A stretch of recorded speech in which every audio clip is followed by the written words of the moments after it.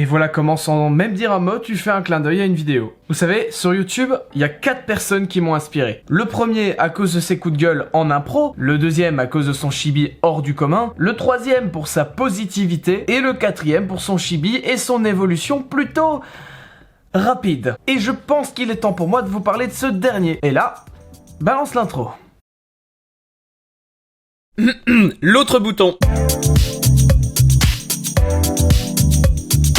Anciennement vidéaste sur les jeux vidéo, et salut d'en parler s'il le souhaite, pas à moi, Max s'est lancé dans la critique le 20 décembre 2016. Je pense que c'est le premier mec qui ouvre sa chaîne YouTube et le même jour publie une vidéo dessus. Mais ça, on y reviendra. C'est un vidéaste critique ou analyste ou même encore préventif, utilisez le terme que vous voulez, parce que c'est la même chose, bon sang. Et c'est aussi un mec qui possède une boutique de t-shirts ainsi qu'une chaîne secondaire. D'ailleurs, je vous rappelle que j'ai moi aussi une boutique de t-shirts qui se trouve sur Utip, le lien est en description. J'ai également 2 chaînes secondaires qui sont aussi dans la description. Voilà, c'était le petit instant pub, on en profite un peu, tu vois. Sa chaîne secondaire a été créée le 6 mai 2017, vous y retrouverez un peu de tout, c'est-à-dire parodie, troll et FAQ, comme par exemple Sortez-moi de la rue, tuto pour lasser ses chaussures, ou encore son fameux vlog de poche de la Paris Games Week dans lequel j'apparais. Bonjour à tous, donc on se retrouve pour la PWW 2018 en compagnie de Tsu. Bonjour Tsu. Bonjour, ça va? Mais revenons à sa première vidéo dont je vous ai parlé tout à l'heure, pour qu'on se rende compte de son évolution. Comme je vous l'ai dit, sa première vidéo est sortie le jour de la création de sa chaîne et a comme sujet David Lafarge Pokémon. Elle a déjà atteint 700 000 vues au calme et c'est un Max blasé et monotone que l'on retrouve, quelqu'un qui donne l'impression de vouloir mourir sans musique de fond, juste un gameplay et la vidéo de Lafarge. Il ressortira une vidéo le lendemain, toujours dans le même style, tout comme les autres qui sortiront sous des délais assez rapprochés, laissant à chaque fois de 1 à 3 jours entre les vidéos. Le mec était proactif et pourtant il était étudiant. Voilà, je dis ça comme ça. Il est ensuite resté 2 semaines sans faire de vidéo parce que les cours à gna gna gna. Mais en soi, tout le monde s'en foutait à ce moment-là. Sa première outro apparaît sur la vidéo de Romain 2909. Jusque là, on ne savait toujours pas à quoi ressemblait notre vidéaste. Et ça n'a pas changé dans la vidéo sur Julia Bayonetta, mais c'est quand même la première fois qu'il publie de l'URL sur sa chaîne, dont on était déjà content. Et ça...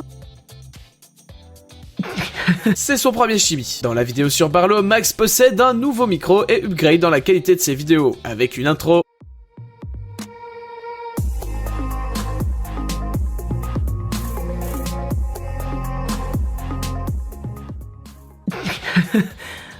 Mec, honnêtement, celle-là, t'aurais pu la garder, elle était géniale. Une intro donc un peu spéciale, et dans cette même vidéo, on pourra se faire une idée de sa tête, même s'il est recouvert d'un masque chelou blanc. Je suis effectivement l'homme le plus loin du monde. Et c'est enfin dans la vidéo sur Code Familia qu'il postera son intro définitive, celle qu'on connaît tous, et utilisera également une musique de fond, et pas n'importe laquelle étant donné qu'il s'agit de celle qu'on connaît tous également. D'ailleurs, en parlant de ça, les musiques que j'ai utilisées dans cette vidéo proviennent du même artiste. Je vous ai mis sa chaîne en description, n'hésitez pas à aller checker, mais surtout faites bien attention à la description, il y a certaines musiques qui ne sont pas libres de droit. Ce serait quand même triste de vous faire striker. Sur sa vidéo réponse à Code Forlan, on va enfin se séparer d'un chibi tout mignon qui fait de mal à personne pour passer d'un chibi bien badass destructeur de daron. Et en moins d'un an, Max passera les 100 000 abonnés, en août 2017. Moins d'un an. Du coup, il montrera son visage un peu après dans une vidéo qui parlera juste de ce sujet. Dans celle-ci, il évoque les titres aguicheurs des personnes qui promettent de montrer leur visage mais qui bizarrement ne l'ont jamais fait au final. Certes, sa vidéo portera donc le titre « Je montre mon visage », mais lui au moins le fera réellement à la fin, chose promise, chose due. Petit à petit, son chibi va être moins présent et c'est Max que l'on verra de plus en plus. Le meilleur exemple reste sa série Fake Fake Fake, où là, on ne voit que lui. Si je peux me permettre, Flantier, t'es quand même sacrément sexy dans cette vidéo, hein. Je suis venu vous aider pour vous donner de l'argent. Prenez ces pièces-là. J'ai une belle personne. Merci bien. L'élément du décor le plus important de sa chaîne, sa fameuse chaise de bureau, apparaîtra quant à elle dans les pires Fantax You. Oui, certains d'entre vous s'en battent les couilles, mais je trouvais ça amusant d'en parler. Plus Max progresse, plus il se focalise sur le contenu et non sur la personne, ce qui en soi est une très bonne chose. Par contre, ses arguments sont parfois très bons comme ils sont parfois moyens. Je vous laisse regarder cet extrait d'Antox que Dark Sprite Angels m'a gentiment envoyé. Je pense que c'est une bonne chaîne YouTube, mais malheureusement, des fois, pas tout le temps, hein, il a pas vraiment d'arguments. Il en a de très bons et de très pertinents, assez souvent, mais il y en a des arguments, t'as envie de dire... Ouais, on s'en fout un peu en fait, genre, je sais pas... Un peu comme moi, hein, des fois, tu sais, moi c'est pareil, hein, j'ai eu des arguments de merde dans mes vidéos et je le reconnais, hein. Cet extrait date de quand il a passé plus ou moins les 100 000 abonnés. Mais tout comme Antox, ou tout comme moi d'ailleurs, exemple avec les chaises ou même encore la vidéo sur les dangers de la SMR, hein, les arguments sont parfois un peu...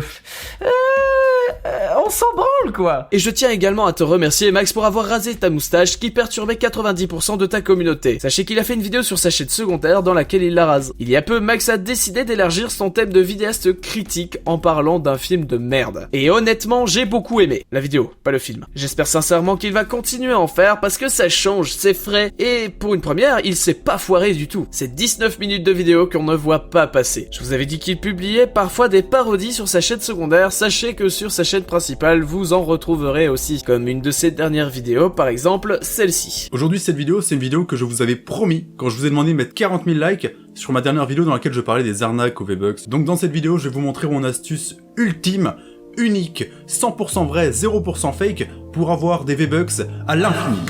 J'ai fait le tour, mais j'ai encore un sujet duquel j'aimerais vous parler. J'ai pu comprendre que certaines personnes qui l'avaient critiqué en avaient après lui et voulaient limite lui casser la tronche, pour rester poli. Je me tue à vous dire qu'un youtubeur dit cancer, vous devez critiquer son contenu et pas sa personne, parce que ça peut être quelqu'un avec un grand cœur, tout simplement. Et c'est pareil avec les gens qui vous critiquent. Vous pouvez pas vous dire que vous allez casser la gueule à quelqu'un uniquement parce que vous n'avez pas aimé la vidéo qu'il a faite sur votre contenu. Vous, ça va rien vous apporter à part des problèmes en plus de ça. Et vous avez déjà une mauvaise réputation, vous allez faire que l'aggraver. À la limite, discutez-en avec la personne, allez le trouver et parlez-en sans vous énerver avec de vrais arguments comme des gens civilisés. Gardez juste en tête que YouTube n'est pas la vraie vie et tout le monde joue un rôle. Les gens peuvent être de véritables enflures alors qu'ils donnent une bonne image d'eux. Et inversement, ils peuvent être des gens incroyables alors qu'ils donnent une image de merde. Et ça marche dans les deux sens. Même si vous voyez un mec en Maxella qui utilise parfois des arguments un peu moyens et parfois bien trop recherchés justement, et que vous savez que parfois il attaque plusieurs fois la même personne, posez-vous la question de est-ce qu'il est vraiment mauvais en soi ou est-ce que justement IRL c'est quelqu'un de gentil. Sur ce, après ce long texte,